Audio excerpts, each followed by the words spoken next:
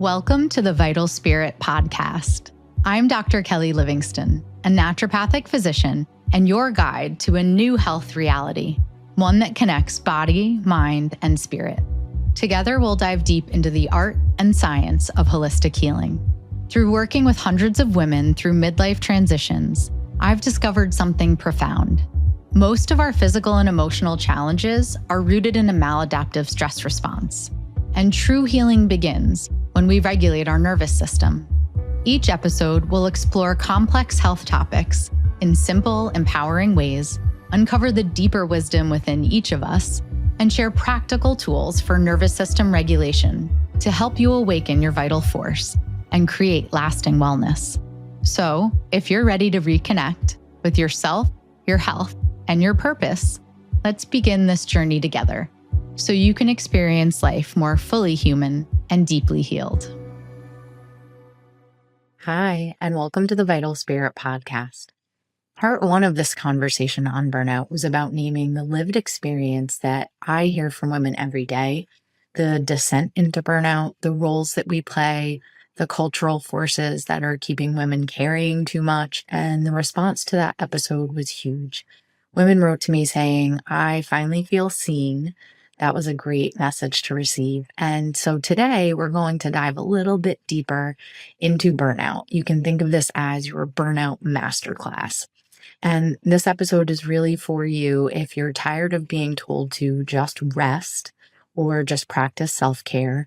And if you really want to know what's happening in your body and you're ready to take steps toward recovery without bypassing some of the deeper work that inevitably does need to be done when we're experiencing burnout.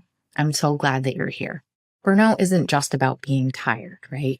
It's when your body, brain, and your spirit have been running on fumes for too long and your entire system starts shutting down. It can look different for everyone, but there are certainly some common themes that I see in my practice working with perimenopausal and menopausal women. And the deeper truth is that burnout is often your body's wisest move. It's the best option that your body has at that moment. It's forcing you to stop so that you can assess what's creating the situation and so that you can transform. I'm Dr. Kelly Livingston, and burnout is something that I am so very passionate about. So let's get going. Hopefully I got the point across in episode 25 that burnout is not about laziness, but survival. Your body is in survival mode, and it's definitely not a badge of honor, but certainly can be a wake-up call. So today we're going to unpack the biochemistry of burnout, what exactly is happening in your HPA, hypothalamic pituitary adrenal axis, what is happening with your mitochondria, those powerhouses of your cells, and what is happening with your hormones. If you're new to the podcast, you can definitely go back to some of the first episodes where we covered concepts like the HPA axis and like the nervous system. We're going to dive deep into the lab markers that you need so that you can measure and track your recovery through burnout. And we're going to talk about the emotional patterns and personality traits that keep us stuck in burnout patterns. We will definitely talk about the nervous system states of burnout. You've certainly heard me talk about things like dorsal vagal shutdown and how maybe this can be often misdiagnosed as depression, right? There's a lot of labels here that have some overlap in how they might present. And we're going to talk about the alchemy of collapse and rebirth through the Jungian concept of nigredo, the blackening phase of transformation. So that's a psychological alchemy term, and we'll go a little bit more in depth into what that means. And in what I can only think of as a beautiful twist of divine timing, both of the interviews that I had scheduled for this week, I had an interview scheduled for a couple days ago and then one for today, they actually had to cancel. And it gave me space to record this follow-up episode for you. And I think it's a really perfect example of how grace often shows up disguised as disruption, right? And how we need to have boundaries around our own energy. We need to protect ourselves, even if we maybe have agreed to doing a podcast interview, right? And I know that it came across when I spoke with both of them that it was my priority for this to be fun when we did it, for it to really have a wonderful energy for you as the listeners. And absolutely, in both of those situations, given what was going on in their lives, the right decision for them was to postpone and reschedule the interview. So I absolutely 100% understood and applauded them for saying, hey, Cal, can we do this another day? Yes. Yes. And it plays so well into this topic. I ended up forwarding one of them the burnout episode, and I'm sure that we will touch on it when we do get her in on the podcast. So they know who they are without giving anything away. I, again, applaud saying, this is not the right time for me given what's going on with my health or anything else in life, right? And I think if we got really clear with ourselves every single day on what that boundary is, whether it is overextending ourselves or committing to things we don't have time for, or maybe just carving out too many tasks in a day. I know I'm prone to making a really long to-do list, whether in my mind or writing it down, and inevitably there's more of a sense of urgency than I'd like to my day when that to-do list is too long. Sometimes I forget it's just about taking one step forward, the next thing on the list, right? Keep that list attainable. I think it's a great example of prioritizing pulling back and prioritizing taking the time that we know our body needs, the time that we know our mind needs, and giving ourselves some grace and compassion when we need to do that. So let's dive into some of the science around the HPA axis and the physiology of burnout. So what's going on in our body when we might feel burnt out? So we've had an episode on this before where we've touched on the HPA axis, or the hypothalamic pituitary adrenal axis. And it's essentially your central stress response system in your body. We talk about it sometimes like the conductor of your body's orchestra when it comes to the stress response. In early burnout, the HPA axis is in overdrive. So your hypothalamus signals to your pituitary gland to tell your adrenals to pump out cortisol in response to stress. And this is adaptive. This is healthy in response to short-term stress. We want to respond to that stressor. But when it's constant, that's when things start to break down. So step one of this looks like hypervigilance. When cortisol is high, your body is making more cortisol. Your adrenal glands are pumping out cortisol. You've probably heard about this before. And your blood sugar rises to keep you going. Your blood sugar rises in response to cortisol. We had an episode about this too. So your sleep might start to suffer and you might feel wired and anxious, but unable to relax. And then stage 2 is resistance. And here, cortisol is fluctuating wildly. You might hear me refer to it in a cortisol curve as the up-down curve. Or you might have high cortisol at night, but low in the morning. So that's somewhat of a flipped cortisol curve. And in this phase, I'll often see on labs that DHEA is also starting to drop. And that can be when you get even more of that wired but tired feeling creeping in. And then stage 3 is burnout. So the system has been pushed for so hard, for so long, that cortisol stays low all day.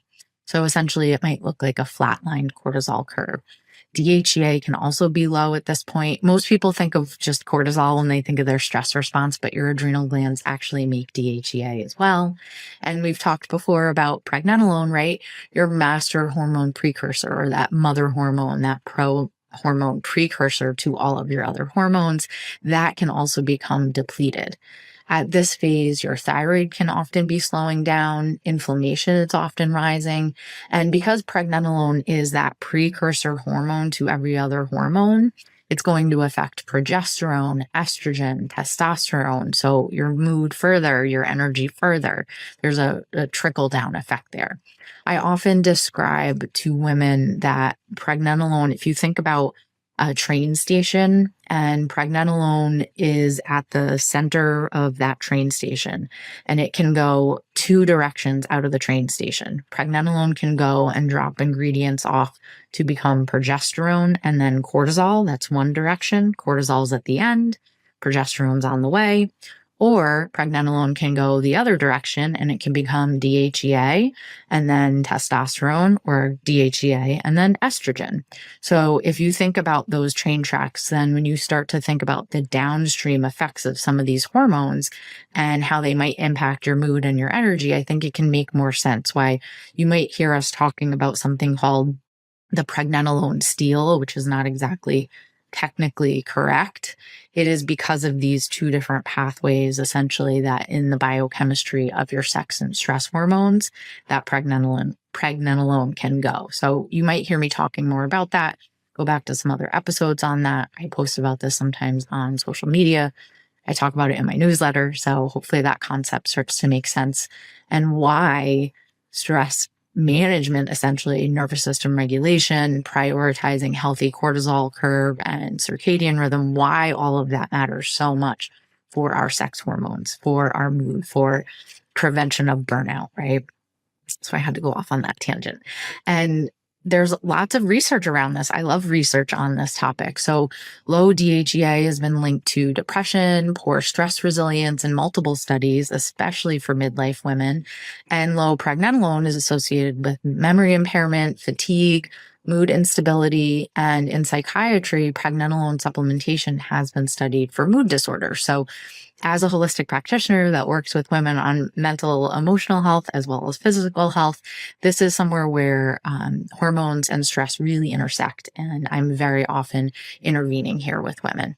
So as you know, I've talked a lot about labs, how it's not just about labs, but these are examples of where labs can be really helpful, and they can really help to explain some of the symptoms that you've been experiencing. So let's talk a little bit more about some of the functional labs, or some of the even just blood work that I might run if a woman presents with what I think is burnout. So I might run a Dutch Complete or Dutch Plus. So I might look at a urine sample that assesses sex and stress hormones. I might also just look at a cortisol saliva curve. Those are really helpful. They're also really affordable. And that'll give you great information around what does your cortisol curve look like. Is your cortisol coming up in the morning and declining throughout the day and then hitting low at night so that your melatonin can come up? Or is that cortisol curve disrupted? We can also look at your DHEA levels. We can look at that both in blood work or in a more advanced functional hormone profile. I absolutely do run pregnenolone in blood work with new patients. And I'm also going to be tracking their sex hormones as well. When a woman is presenting with burnout, whether that's a chronic fatigue physical presentation or the feeling of mental, emotional burnout, however that low energy manifests, I'm always going to be looking into fasting glucose, fasting insulin, and hemoglobin A1C, because blood sugar dysregulation is both a cause and a consequence of burnout. So making sure that we get our blood sugar under control, which we also had an episode on, is so, so important. I'm definitely going to run a full comprehensive thyroid panel. We've talked about this before. So that's not only TSH, but also your free T3, free T4, reverse T3, and your thyroid antibodies. Burnout, or the presentation and experience of burnout, can absolutely be an underfunctioning thyroid.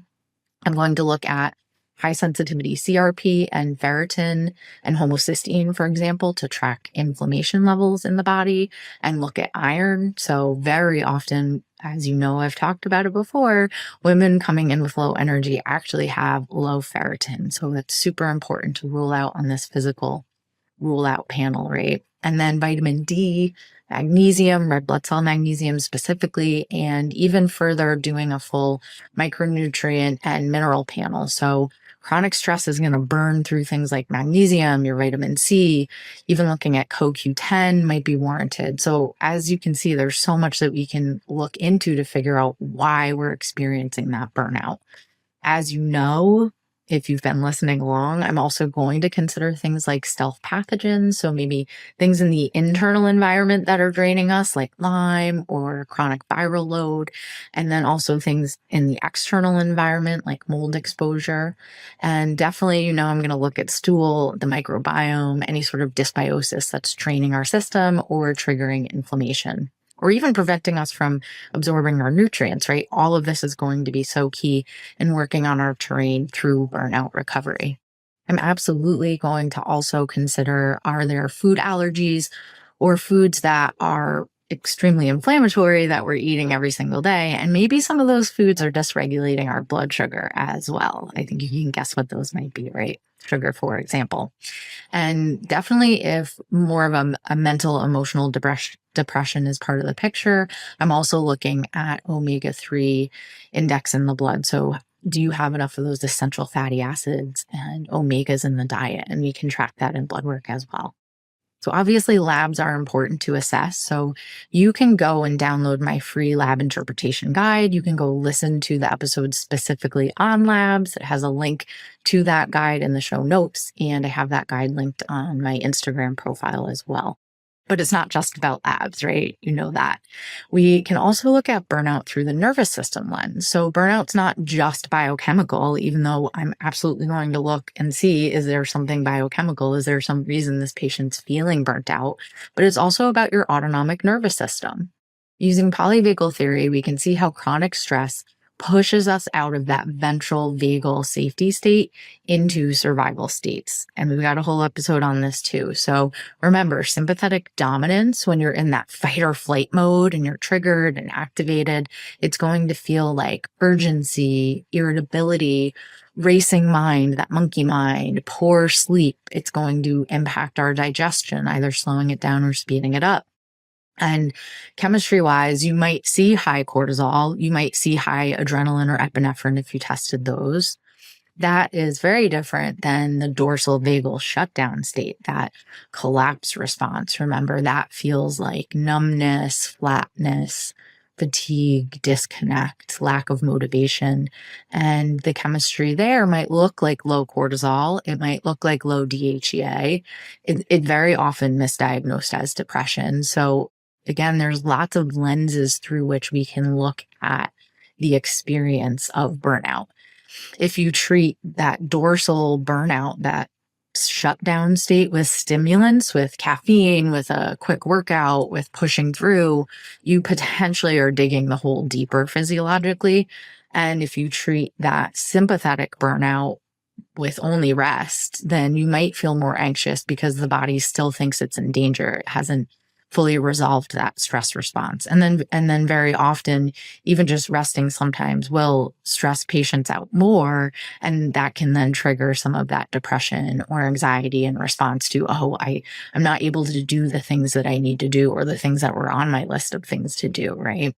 And a little clinical pearl, a lot of women live in a blended state. So exhausted body, but racing mind, which requires both calming and gentle activation. And remember, say you're in a dorsal vagal nervous system shutdown state, we're just thinking about it through that lens. As you become activated, you're going to move through the sympathetic state to then go to ventral vagal, right? So even to achieve that feeling of safety and regulation, you're going to move through something that feels more activating or uncomfortable. And this is a pattern that I see, whether you're looking at it through a nervous system state or you're looking at it more through HPA axis and adrenal glands, right? You're essentially sometimes needing to calm the system. You might use some nervines, which we'll talk about in a minute. You might need to calm your system before you start to activate it again, because too much activation too soon, just like too much detox too soon in those episodes we've talked about detox,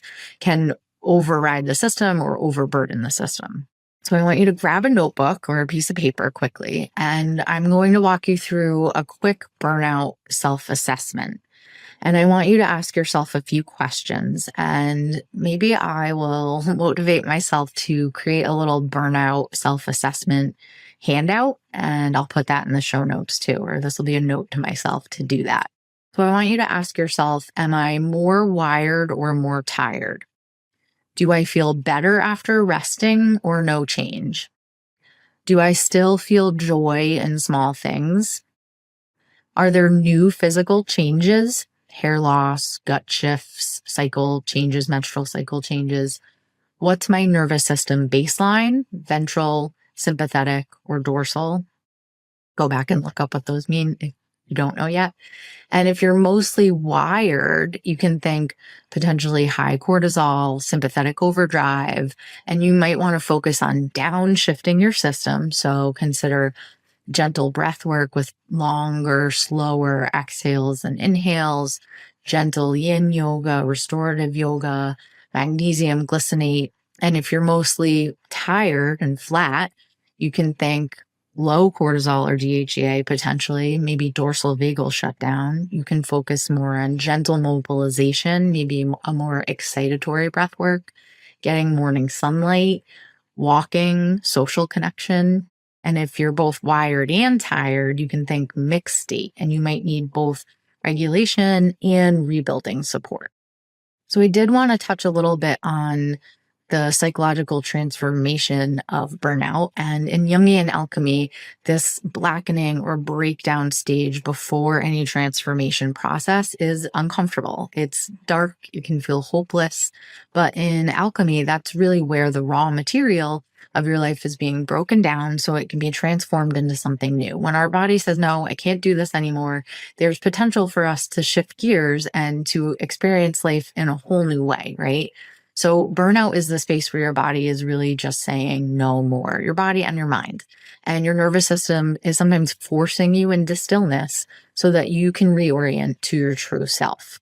Now, many spiritual traditions might call this the dark night of the soul. I'll definitely have an episode on that. And it's funny because this has been coming up with other practitioners that I've spoken with this week. And essentially, it describes a period of time where you feel stripped of all familiar sources of meaning, comfort, and identity. So it's not depression in a clinical sense, though it can feel like it, but instead it's a profound spiritual initiation. So it's a dismantling of your false self so that something more authentic can emerge. So the dark night of the soul really is an invitation. And I do find that women will experience this during transitional periods of life, especially hormonal transition. So it's something that does very often come up through perimenopause and menopause. And essentially, it really demands that you surrender to the process, that you trust the descent and allow what is dying to die. But I find that looking at these physical or biochemical root causes in conjunction with that absolutely provides a container for this transformation to be positive, to be healthy. When we work on our terrain health through this psychological transformation, it can be absolutely profound. There is gold in there. And I do find that this is when it is helpful to have a guide. This is when a formal container can really support that process. And that's what I've tried to create with the Vital Spirit method. Because I think one of the biggest myths about burnout recovery is that rest alone is enough, that self-care is enough, that taking a bath is enough. I love Epsom salt baths, but that's not necessarily going to be enough. Yes, rest is essential. Taking time for ourselves is essential. It's 100% woven into this, right? But if your biochemistry, your nervous system, and your energy reserves in your physical body are depleted, you do need targeted nourishment to rebuild those systems. So as a naturopathic physician, I'm drawing from many toolkits here. So I might use botanical medicine, homeopathy, gemotherapy through this process. So when I'm using herbs or botanical medicine for burnout, I very often will be matching herbs to your nervous system state and burnout stage. So you're not just taking the latest stress herb, but the right herb for where you are. And that might be different for everyone. So I'll go through some of my favorites for you in case that's helpful. So if you're more wired, so in more of that sympathetic dominance, then you might consider passiflora or passion flower. You've heard me talk about it before. It's going to help calm some of that mental chatter, relax muscle tension without sedation. So I very often incorporate passiflora tea even throughout the day. And then I might be even more heavy-handed with a passion flower tincture at night. And then also Melissa or lemon balm can help soothe anxiety, helps with digestive tension, and really can be helpful in lifting mild depression for patients. Chamomile, you've probably all heard of before, and that's so gentle and it supports restlessness and irritability. So I might be just calming some of that sympathetic dominance with those. And if you're more tired and that dorsal vagal shutdown, I might be looking to herbs like eleutherococcus or Siberian ginseng, building stamina without overstimulating. I love using astragalus, which is also an immune modulator. So maybe that person's in dorsal shutdown and we're working on immune support for a chronic stealth pathogen. And that's really helpful for long-term recovery. I might use nettle infusions or urtica, which is a mineral-rich herb and tonic for nutrient rebuilding. And if you're more in that wired, tired, mixed state, many of you have probably heard of Withanya or ashwagandha. And I definitely use ashwagandha more long term as a restorative adaptogen for both anxiety and fatigue. I'll often utilize it in helping retrain circadian rhythms and get patients sleeping well. Another great one for that mixed state might be Shisandra, which supports your liver, mental clarity, and resilience. It's a wonderful botanical ally. And I often use rhodiola for mood, motivation, mental stamina. Rhodiola can be a little bit more excitatory depending on the dose that you're using. And definitely, if immune depletion is part of the picture, I'm going to look to adaptogenic mushrooms. So I might use reishi for calming, immune modulation and sleep, or cordyceps for endurance. So there's lots of different options when it comes to botanical medicine and how these plant allies can help in your burnout recovery. Oh, and last, one of my favorite adaptogens, and this is definitely more when I have confirmed that someone has a low cortisol curve and we really need to get that cortisol awakening response on board, and that's going to be licorice. You do want to be careful if you have high blood pressure. You don't want to use licorice, and that is different from DGL, which you might have heard of for chewing after meals when you have reflux. So different type of licorice, and you do have to be a little bit more careful with the licorice root I'm referring to. And then, of course, I'm going to consider homeopathic remedies when I'm working with a patient through burnout. So this is extremely individualized. I just wanted to name a few for you so that you could start to think about them on your recovery journey.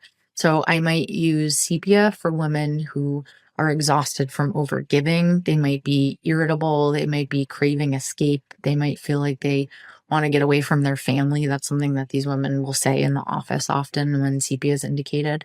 I might use phosphoric acid for a deeper mental emotional depletion after prolonged stress. I might use gelsemium for anticipatory fatigue, for heaviness, the dull, drowsy feeling like can't get things moving or going. I might use ignatia for burnout that's tied to maybe an unresolved shock or trauma or grief. And I might use Natrum muriaticum, again, a really great grief remedy, or when patients have low energy and we're never the same after a broken heart, I might consider that one. And then I might also use some gemotherapy. So ribos nigrum I've mentioned before as an adrenal tonic, an anti-inflammatory, and really helpful in working on your resilience. I've talked about quercus before for that deeper fatigue and rebuilding stamina. Ficus for gut-brain axis regulation, emotional digestion, and sleep.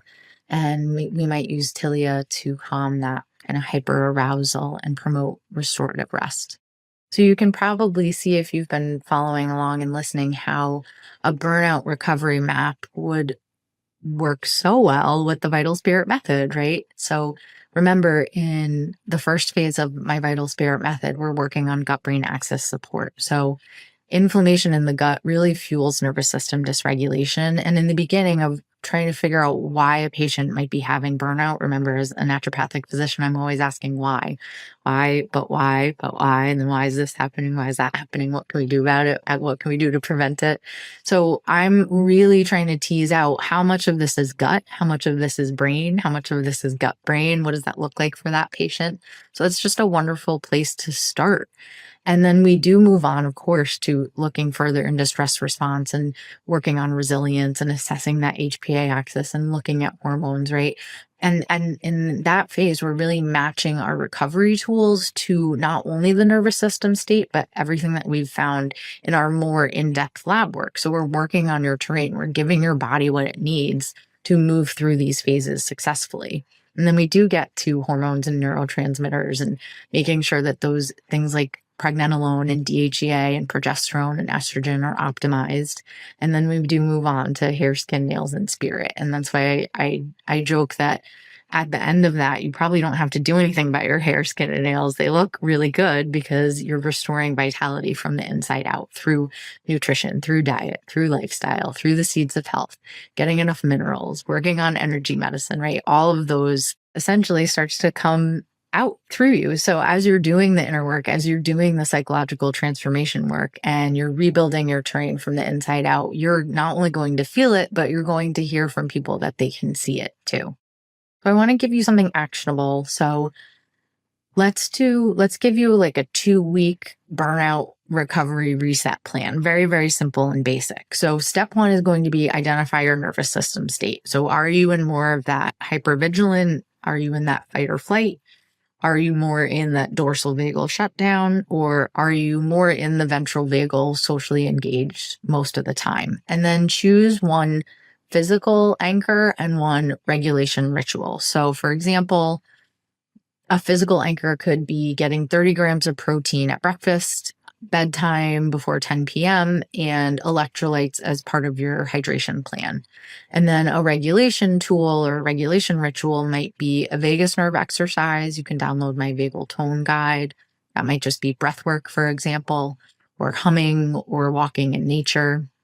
And then you can track over those weeks that you're engaging in those tools and rituals, track your energy on a scale of 1 to 10. You can rank your energy, track your mood, and track your nervous system state as you move throughout a day. Where does your nervous system tend to go? So for example, if a perimenopausal patient came in to see me and she had low pregnenolone and DHEA, high HSCRP, so she had inflammation, and was a lot of the time describing dorsal vagal shutdown as far as her nervous system state goes, I might have her focus for 2 weeks on protein forward breakfast, getting out in the sun in the morning, exposing her eyes to actual sun in the morning, and 3 minutes of breath work every single day that was more excitatory in nature. And by week 3, she might notice her afternoon crashes were better, her mood was lifting, and her sleep was more restorative. So hopefully that's helpful for you. And having a little bit more detail around burnout enables you to know what direction you need to go in to achieve your burnout recovery success. And just remember that burnout is both a biochemical adaptation, so your body's trying to keep you safe, and it's a nervous system strategy. So when you understand both and you are not fighting your body anymore and you're partnering with it, you're listening to it, you're giving it what it needs, you're going to succeed in your burnout recovery. So if you want to dive deeper into that, as I said, I'll work on a free burnout self-assessment tool that you can download. And you can also join the wait list for my group program From Burnout to Balance that I talked about in the initial burnout episode. And we can really look at this stage as transformative, as an initiation, as a real wonderful time to establish the foundations for your rebirth, and not look at burnout as a negative, but really reframe it as a message from your soul, a message from your body that things need to change and that it's time to take it seriously. So I hope that helps, and have a great day. As always, if this episode resonated with you, please share it. Please download and like it. That's the only way that other women will find it. And this episode has been sponsored by Roots Deep Medicine, my naturopathic medicine clinic, and the Vital Spirit Method. Thanks for checking in.